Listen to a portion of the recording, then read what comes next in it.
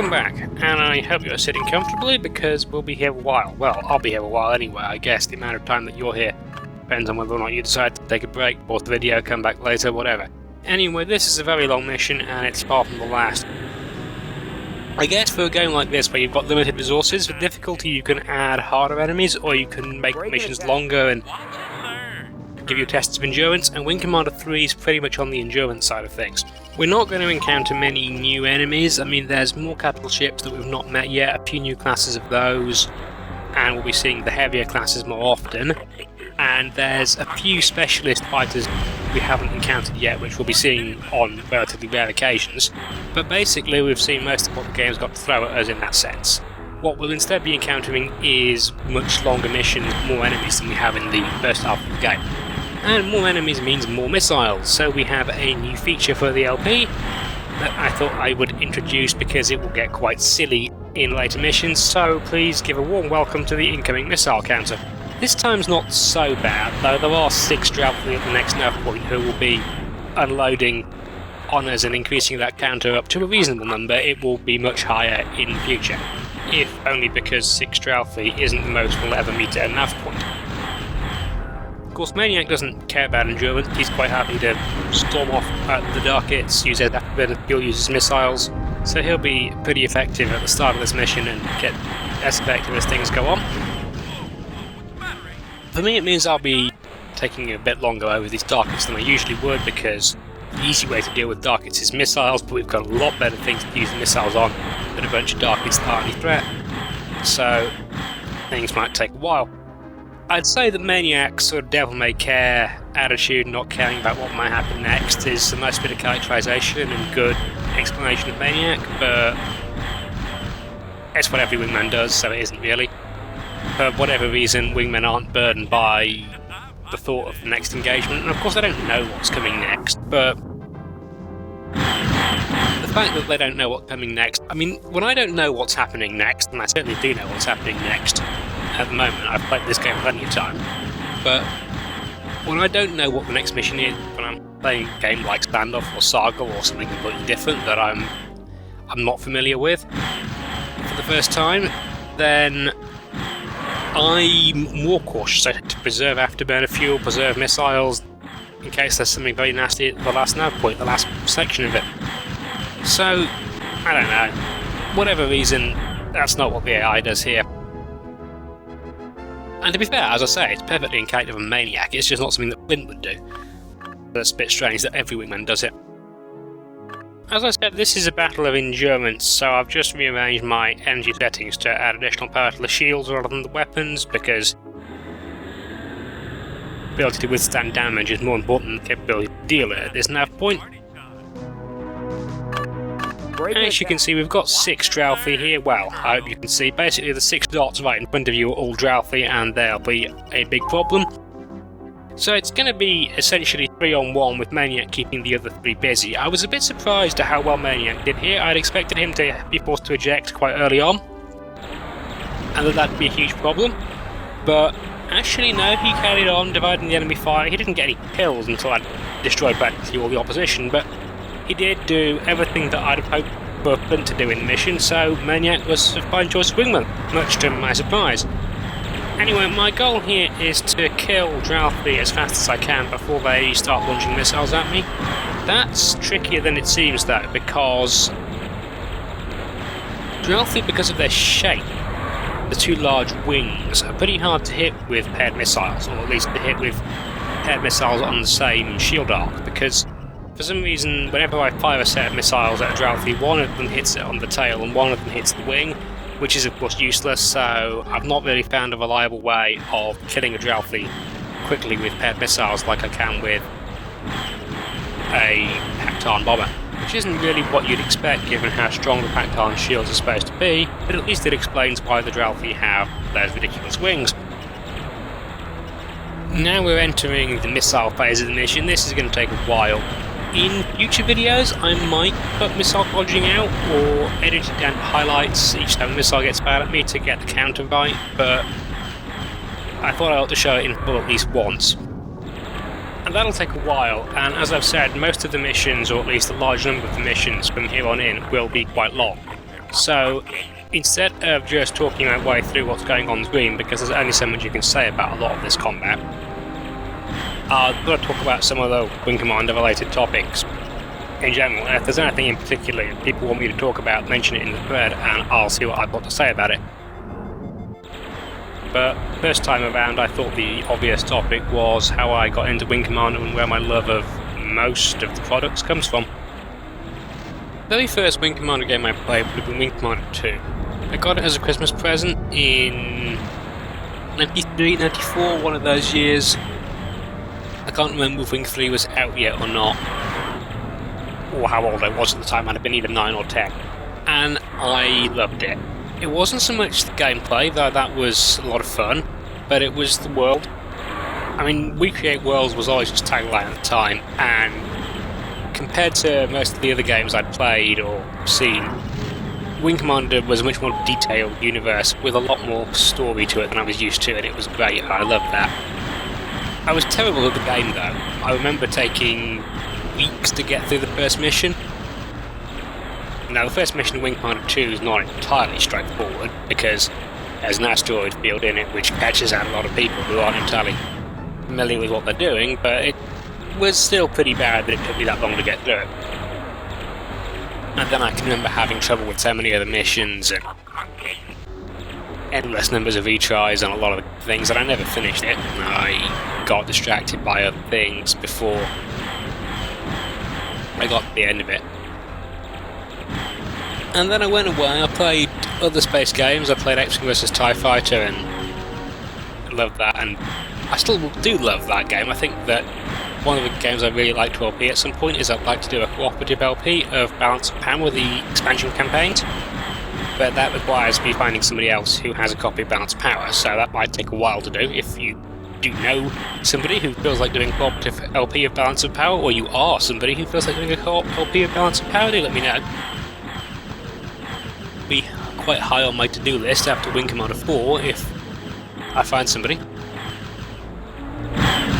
So there were other space games, and one of those was Wing Commander Secret Ops. It wasn't anything interesting to me at that point for the Wing Commander title, I don't think. Just it was there, it was free because of EA's experiment with episodic distribution, and yeah, I find it a lot of fun. I mean, Secret Ops is pretty repetitive, but I have quite a high tolerance for repetition, provided the activity that's repeated is quite diverting. And I really like Secret Ops' dogfighting, even if it is a lot of the same thing over and over again.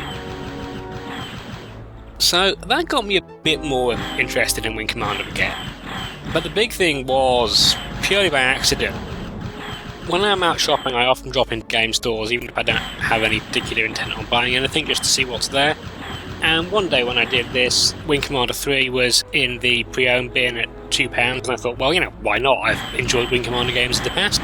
So I bought it, and installed it, and played it, and loved it to death. And I don't think I played anything else from start to finish so quickly at that point. And again, it was not so much the space combat, though. That was a lot of fun, and I'm one of the people that prefers the Wing Commander engine style to the X-Wing vs TIE Fighter engine style. Having afterburners is important.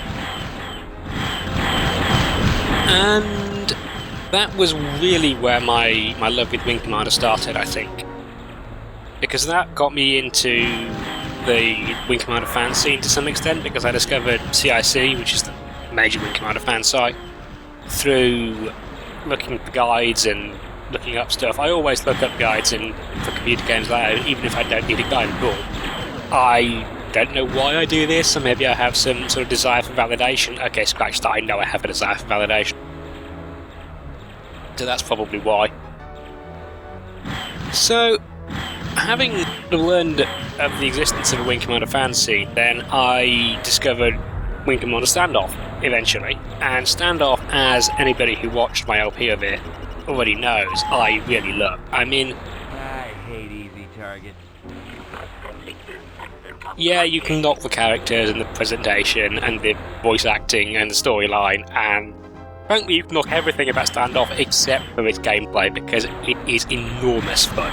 And Standoff Rapier is still my favourite ever ship to fight, probably that or the shielded TIE interceptors in Mech-Wing vs. TIE Fighter Balance of Power. Those are the two that I've had the most fun with. Standoff was an episodic game, and when I discovered Standoff, it had its first 4 episodes released, but not its 5th one. Played through 1, 2, 3, 4, and I thought, well, what now? And I decided that in preparation for episode 5, I'd play through all the other Wing Commander games. So I did. I found a copy of the Galactic Saga, played Wing Commander 1. That was a bit of an odd experience. It wasn't really what I was expecting. I mean, I'd been sort of brought up to understand that Wing Commander was a revolution not just in engine, but in terms of storytelling as well. So I was expecting a lot more of a plot than I actually got in Wing 1. But the game's still a lot of fun. I mean, that's where I really learned to love the afterburn slides technique. I'd used the Shelton slide in Wing Commander 3 to some extent, but I hadn't yet played it on Nightmare, and I haven't really been able to do so with a lot of standoff, because you can't use the Shelton slide to the same degree in the Vision engine as you can in the earlier ones. And that was a lot of fun, and also felt like something I should be doing if I was actually a pilot, learning and perfecting a combat maneuver like the afterburner slide. There aren't many videos of me playing the earlier games, so you can't see it. You don't really know how much I rely on the slide, but I do rely on it a lot in those games. So I then went back to Wing Commander 2, and finished it with remarkable ease, and was a bit embarrassed about how bad I must have been at it, but I guess when you're 10, you're not really expected to be that good at video games, or anything else for that matter, so yeah, I was not a great player of the game back when I was younger about it. I think Wing Commander 2 may be a bit too easy a lot of the time, in my current opinion of it, but the expansion packs, their special operations, they're pretty hard, so it balances out. So then I went and played Wing Commander 3 again, this time on Nightmare, and with the intention of making one specific two-way choice to get toward the end of the game the different way to the way I'd done it previously. And I got to that point, and then I made exactly the same choice because it just seemed to be the sensible one. And I'm sure that everybody who's actually played the game knows not only which choice I'm referring to, but which way I make the choice. But there you go, I'm trying not to break my own spoiler policy. And then I tracked down Wing Commander 4 and played it, and that was a bit of a surprise too. I mean, I was expecting a great storyline, and I got one, and I absolutely love Wing Commander 4 for its storyline, because story's the most important part of games for me. Well, for any game, story's almost always the most important part of it for me. I love Wing Commander 4, I think it's the best Wing Commander game. But the gameplay, I really hadn't expected how important missiles are in combat in Wing 4. And that was a lot of frustration, a lot of retries, and a lot of the time my motivation was just to get through this mission and I can get to another bit of story. And not always, I mean the game's a lot of fun to play once you get used to what you're doing. You get to really know how missile combat works, but it can get pretty frustrating a lot of the time. Well, since the battle has now reached a stage where it seems the Maniac can get killed, now may be a good time to just drop my Wing Commander reminiscences a bit and explain a bit more about what's going on in this mission. Having taken out the Dralthy with... What's your status? Just routine damage. There's Maniac, so there's only routine damage. I think it's great that Maniac has a concept of routine damage. I mean, I do, but nonetheless. We've got 4 Vactoths here, which is simple again, 1 on 2, both of us.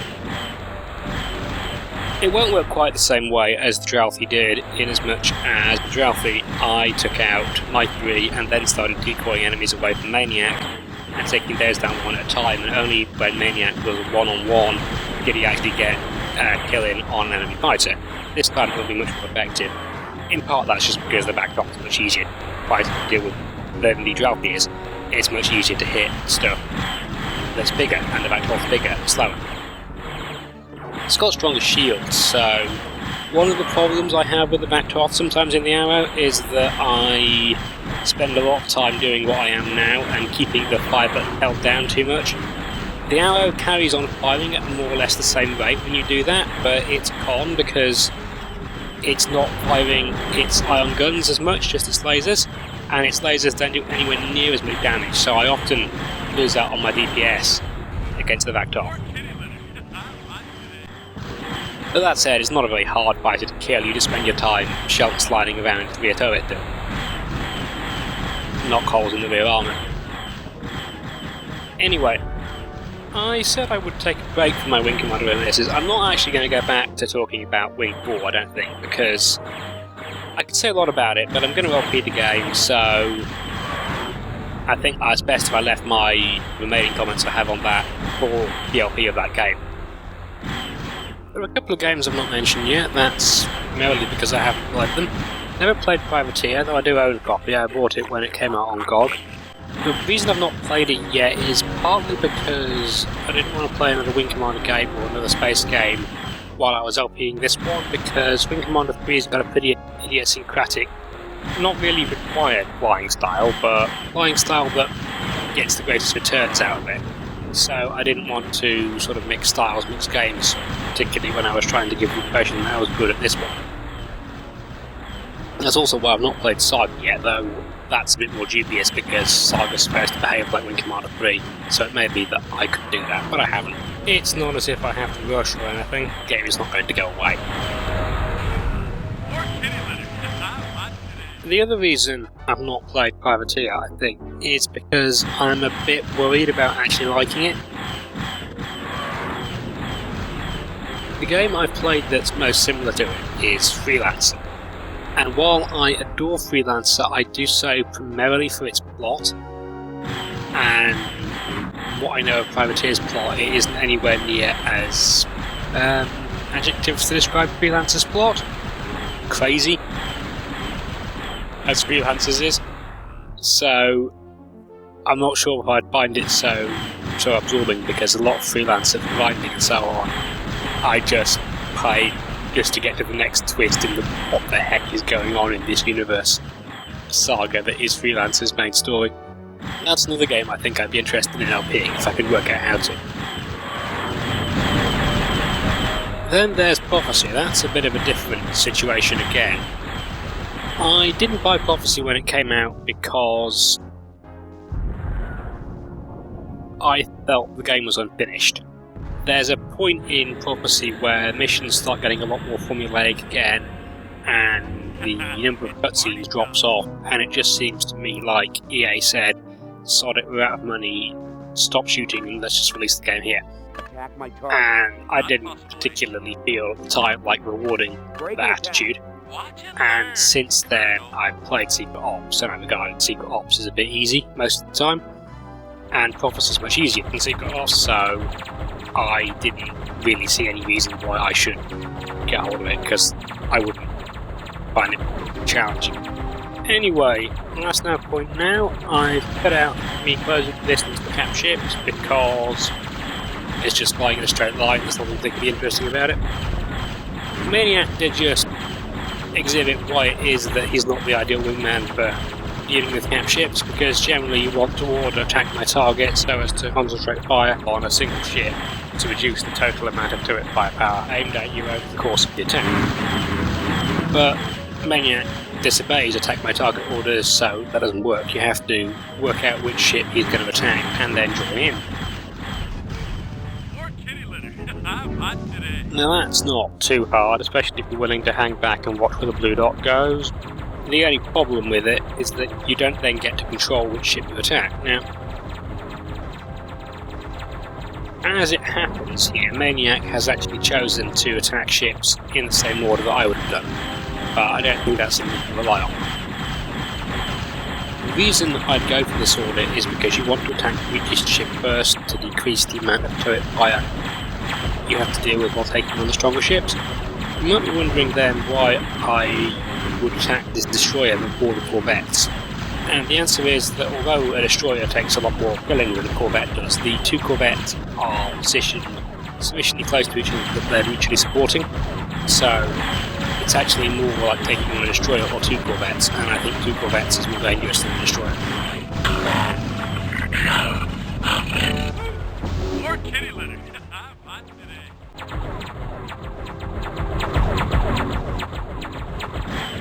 certainly at least that destroyer wasn't all that dangerous. Maniac just didn't make capture kills, and he went Jupiter, unfortunately. That just leaves the corvettes. Sigh. Corvettes like this mission in microcosm. There's nothing particularly difficult about taking out a corvette. You just have to be patient, you have to apply defensively and let your shields rebuild when you're taking damage. You have to use the slide. There's a lot of players in Wing Commander 3 that seem to never use the slide at all. You sort of talk about it on forums and so on. I don't understand it. It's in the manual. Why is it so tricky to figure out to hold the caps lock key down? Anyway, slide round over. The only real trouble you're likely to have trying to kill a corvette is if you get impatient and want to kill it too fast, and likewise that's the only real problem you're likely to have with this mission, unless you get unlucky with how many missiles the draft people have at you. And it says a bit about Wing Commander 3's mission design as well. They were generally fairly lazy. The easiest way to make a mission harder is to increase the time it takes to increase the number of enemies, rather than doing something clever, giving you an objective that's hard to get because of time or whatever. And the annoying thing about it is that things like these corvettes show that they did actually have it in them to be a bit clever, because this position is quite clever. It makes the two ships much harder than they would be if they were further apart. It makes you think a bit more about pulling back and which sides to attack from and things like that. You're on your own, eh? I'm failing. Here it's much more important to attack from the same side and trying to keep away from the rear where the tachyon turret is. Of course, the AI can't cope with it. I think that it doesn't realise when it's attacking one corvette that the other one exists. So when it breaks away to recharge its shields, it doesn't recognise that it's in the gunnery range of the secondary corvette, so it never actually recharges shields. And hence Maniac being forced to eject, which I'm not going to say I've never seen because it might have happened before, but it doesn't usually happen when AI fighters are attacking capital ships. Could just be Maniac, of course. Maniac is coded to eject quite easily, even if he hasn't taken that much damage. Anyway, the second corvette's basically the same idea as the first one, and I don't think you need to see it twice. So let's just skip ahead a bit here. The other advantage of me doing this is that you don't have to see the sheer number of times I missed the corvette because I was going past it at afterburner speed, because my shields were quite badly damaged and I wanted to increase the odds of nothing missing while they regenerated. It was a lot. Because of this narrow profile, it's quite easy to miss when you're going past. Or at least that's my excuse and I'm sticking to it. Anyway, we're done here. Maniac ejected, so you'll get to see Rachel's opinion of that when we land. You just mowed those cats down, sir. Guess the rest of the litter ain't gonna find out about our new jump point. Cap says it's time we get out of here. You are cleared to land. Maybe my landing was a bit exuberant here, but hey, I'm the Wing Commander, who's going to stop me? And that's it, so thanks for watching. I've been Alanin, this has been Wing Commander 3 Heart of Tiger, and I'll see you next time for a mission with even more enemies, but hopefully it won't take quite as long.